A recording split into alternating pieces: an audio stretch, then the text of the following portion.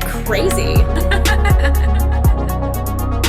Друзья, всех приветствую! Сегодня в этом обзоре мы с вами снова рассмотрим аудиофильские кабели, но на этот раз уже от компании Xins, и конечно же, как всегда, обсудим их влияние на звук. И для этого обзора я заказал снова два кабеля, один очень дорогой, а другой вот подешевле. И приходит более дорогой кабель в небольшой фирменной коробке, где на лицевой части здесь имеется логотип компании, а сзади уже указан адрес производства. Ну и помимо самого кабеля вы еще получаете вот такой вот солидный кожаный фирменный кейс для его хранения. А вот у другого кабеля, конечно, коробки уже нету, но зато есть тоже вот такой вот фирменный кейс для его хранения.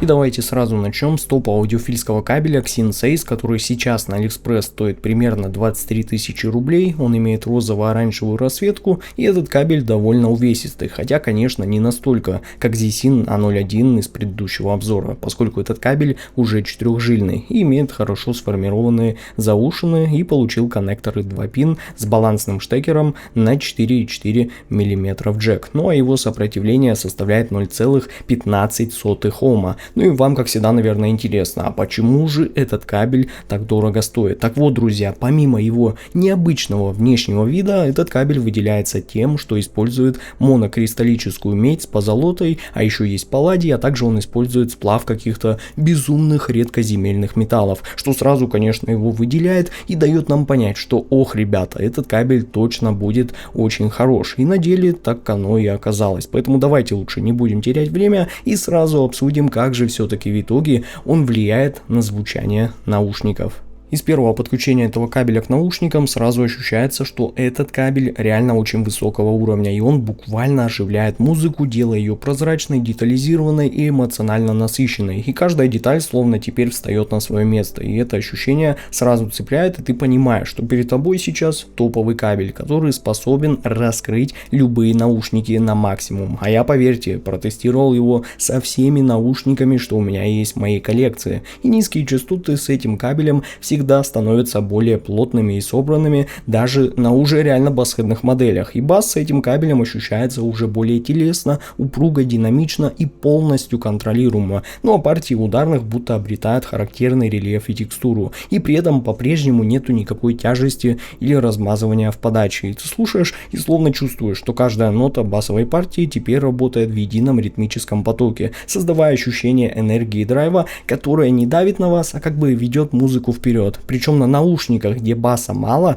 этот эффект еще сильнее проявляется, поэтому обязательно это учитывайте. Но средние частоты раскрываются с просто какой-то потрясающей натуральностью и живостью. Вокал обретает большую плотность и ясность, дыхание исполнителя слышно уже более отчетливо, а тембр инструментов раскрывается с более лучшим объемом и текстурой. Ну а легкие нюансы, которые раньше могли уже ускользнуть от вас, например, шорох смычка, вибрации там на ударных или какие-то малейшие оттенки гитарных струн, то теперь они становятся более отчетливо слышны. И в целом средние частоты остаются хоть и по-прежнему с этим кабелем нейтральными, но при этом они уже более детальные и выразительные, позволяют вам полностью погрузиться в музыку. И я думаю, что даже для более энергичных наушников, например, с Harman подачей, этот кабель будет прям в тему. Но высокие частоты приобретают просто какую-то безумную кристальную прозрачность, воздушность, и даже на слегка притемненных наушниках тарелки, перкуссия и различные послезвучия начинают звучать более чисто и натурально, но по-прежнему без какой-либо резкости и утомления. Это если мы с вами говорим уже изначально ярких моделях, где детали даже там становятся более отчетливо слышны и верх раскрывается куда более лучшим образом, добавляя ясность и объема общей подачи, что иногда как раз таки ярким моделям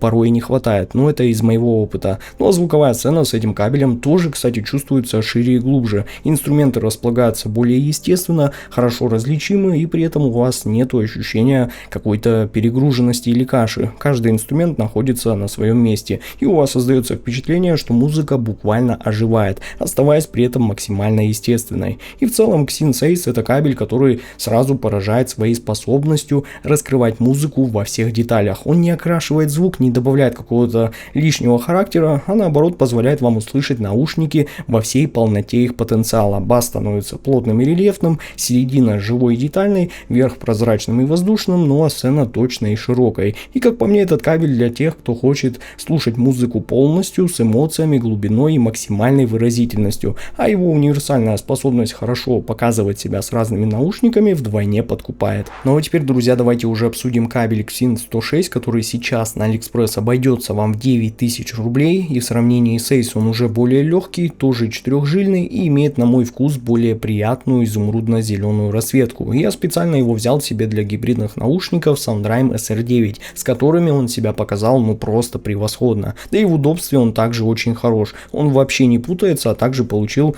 коннекторы 2 пин и удобные сформированные заушины. И конечно же, поскольку это уже модульный кабель, то вы можете установить сюда как балансный штекер на 4,4 мм джек, так и обычный штекер на 3,5 мм и балансный штекер на 2,5 мм джек. Но использует этот кабель уже посеребренную медь с палладием. То есть с одной стороны это уже прям такое классическое сочетание, но вот влияние на звук меня более чем удивило. Поэтому давайте сейчас уже обсудим это более подробно. Я пришел к тому, что Xyn 106 это кабель, который сразу нам показывает, что даже уже в таком более доступном среднем сегменте можно получить по-прежнему живое и прозрачное детализированное звучание. И с первого подключения к наушникам сразу ощущается, что музыка с ним становится чище и в целом подача становится более открытой и как будто бы даже снимается некоторая нотка вуали, которая часто встречается уже у очень теплых и нейтральных наушников, коих в моей коллекции довольно немало, я думаю, вы это прекрасно знаете. И низкие частоты с этим кабелем обретают более явную упругость и плотность. Бас звучит собранно и ритмично, партии ударных становятся уже очень ощутимыми и контролируемыми, и даже на треках с большим количеством низких частот этот кабель отлично справляется, придавая им текстуру и энергию, но без какой-либо лишней тяжести. И ты слушаешь и словно ощущаешь, что бас теперь не размазан, а играет как бы в едином живом ритме с музыкой. Да и атака становится с ним поострее, что определенно уже хорошо сказывается в связке с более расслабленными по подаче наушниками. Но средние частоты раскрываются как более ясные и естественные, вокал становится более артикулированным, инструменты обретают рельеф и едва заметную тонкую текстуру, ну а легкие нюансы, которые раньше уже могли теряться, например, какие-то шорохи струн, дыхание исполнителя или просто детали послезвучий, становятся с этим кабелем более отчетливо слышны. Но интересно то, что середина по-прежнему остается мягкой и музыкальной, но при этом появляется большая детальность и насыщенность, что делает погружение в трек уже более живым и эмоциональным. И вот для нейтральных наушников это будет прям то, что надо. Ну и конечно, высокие частоты тоже становятся чище, прозрачнее и воздушнее. Тарелки и перкуссия обретают ясность, а послезвучие становится продолжительнее и естественнее. И этот верх вас как бы не утомляет, не добавляет какой-то там яркости или светлости, а наоборот добавляет такое правильное и взрослое ощущение открытости и более глубокого пространства, делая звук как бы более живым и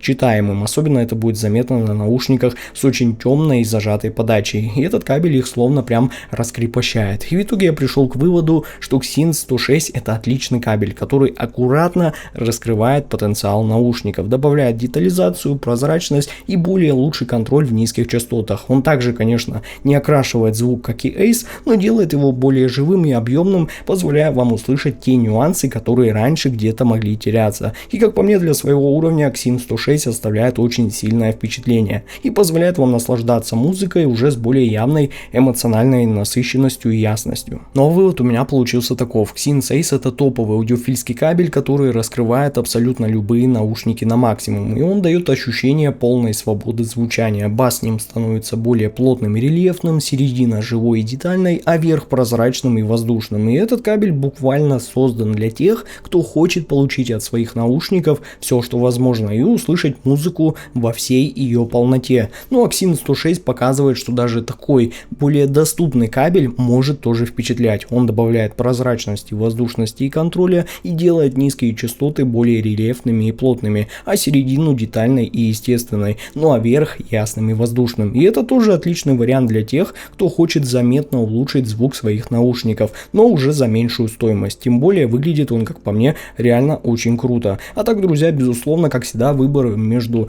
ними зависит от ваших целей, наушников и бюджета. Но оба этих кабеля точно будут способны вас удивить и добавить тех самых настоящих эмоций в прослушивание. Ну а все необходимые ссылки на покупку этих кабелей будут, как всегда, в описании к этому обзору и в закрепленном комментарии под этим видео. С вами был IC Genius, спасибо всем за просмотр, всем удачи и пока.